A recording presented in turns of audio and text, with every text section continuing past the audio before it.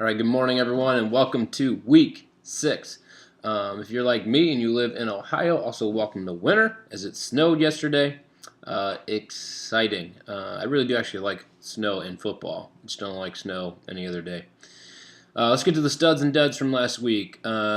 Jim, you were a stud last week. I mean, you picked up Bradford, Snead, and Gates all recently, and they all did awesome for you. That's some great waiver wire work by you. Good job. You're the stud of the week. Dud, I got 2 of them. Drew, in 3 weeks you've scored less than 200 points. Until that changes, you are going to continually be at least one of the duds every single week. And Heiser, you're a dud because you grew up in Ohio and you became a Michigan fan. So yesterday, you had to watch your team blow a punt at the end of the game to lose. That is horrible. One of the funniest things I saw. I got to laugh at it. I'm sure you cried.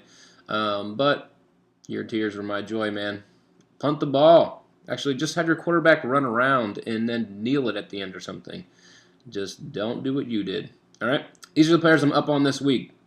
I know he already played, but I'm up on Freeman. That dude is a stud right now. He can't be touched.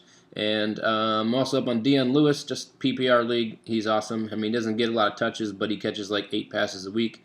I'm actually up on Murray. I saw something last week. They started feeding him the ball, gave him the ball 20 times, and threw it to him like another 6, I think. I think that continues this week. Same reason. Makes me like these other 2 guys, Duke Johnson and Le'Veon Bell. Mainly because Duke and Bell, no one else on their team can do anything because Vic can't throw it to anyone but him. And McCown likes to throw it to the running backs as well.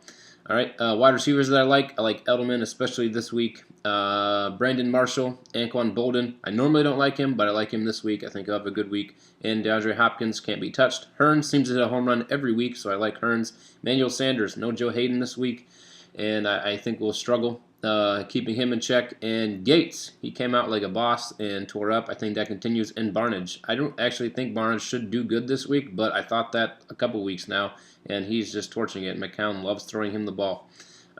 So, Barnage. I also like these 3 quarterbacks, Brady, Dalton, and Bortles. Who knew Bortles would be better than Andrew Luck? Thankfully, I did on accident, so he starts for me. Players I'm down on, Antonio Brown. You are not a good fantasy player until Roethlisberger comes back, and then I'm up on you every week. Keenan Allen, just don't like what I see you this week. Megatron, you look like you're dying, dude. I don't like Manning this week, Peyton Manning, even though he's going against the Browns, I just don't really think he's going to put it together. I think that he'll just have an okay day. And Russell Wilson, I think the Panthers have a good defense, and I also am not up on him or Lynch or any running back in Cincinnati. I just never know which one of you is going to do well. And here's the thing. I want to be up on a Denver running back, but I can't even think of which one would do well against the Browns because one of them's going to, which makes me kind of down on all Denver running backs.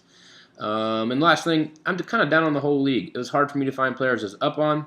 It's also kind of hard for me to find players that I thought were really going to tank it because I just expect to be a lot of low scores this week. I mean, not Drew Wagner kind of low, but low scores. These are the 2 teams I'm up on. I'm up on Jim Black this week. I think your team looks really solid just for this week. And myself. And that's not just because of Drew Wagner. I kind of like what I see from myself. Drew, down. How can I be up on you? Come on.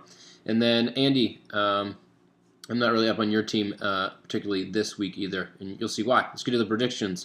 I have myself over Drew. I mean, that's like anyone that loses to Drew is automatic dud right now. Have we ever had a winless team before? Because I'm starting to think that could happen. It'll take only 3 of my players, that's my prediction, to beat him. 3 players on my team will get enough points to beat him. I have Nick over Ben, Hopkins, and Ben's best player is Rawls, and he's now benched for Lynch. And I'm not sure that's a good thing for Seattle, but I don't like what I see for Ben this week due to that. I have John over Aaron. I think Edelman and Yeldon are the only head-to-head wins in that game. Everything else goes to John. When you just watch QB versus QB, RB1 versus RB1, the only wins I see for Aaron are Edelman and Yeldon. So, Aaron, you lose. I have Jim with the comeback over Chris. I mean, it looks like Chris should win this game with the production that he got, and he's got 2 stud running backs in AP and Freeman. But I just don't see enough from Garcon and Kelsey or Tate. It hurts, but I got to give it to Jim. I have Andy over Heiser. I think this is a close one, but here's why. I am up on Marshall, which makes me a little bit down on Decker, and that's why I don't like your team going this week because I think all the points that you don't get with Decker are going to go to Marshall, and that's going to put Heiser over you this week, Andy. And my game of the week, I think, is a super close game. I think it comes down to the Panthers defense versus Cam Newton.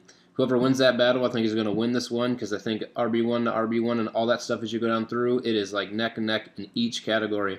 But I think Newton needs 30 to win this game for you, Tyler, and I don't think he gets it. So I have Baker over Tyler. That's it. Those are my predictions for this week. Hopefully I keep my streak from last week. Also, go Browns. Let's upset the Broncos, make them their first loss. And also, a little shout out again to the Michigan fans out there. Sorry.